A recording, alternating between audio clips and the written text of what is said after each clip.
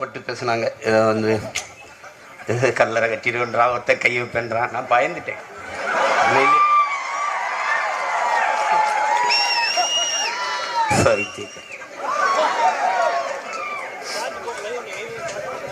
லட்சக்கணக்கான துப்பாக்கி கடந்து போய் தலைவனை பார்த்து வந்தவன் நான். நீ என்கிட்ட போய் இதெல்லாம் பேசிட்டு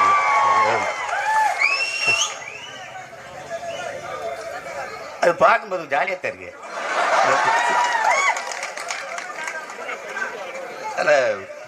ரசிக்கும்படியா இருக்கு. சில பேருக்கு நம்ம திட்டனால வண்டி ஓடுது, பொழப்பு ஓடுது.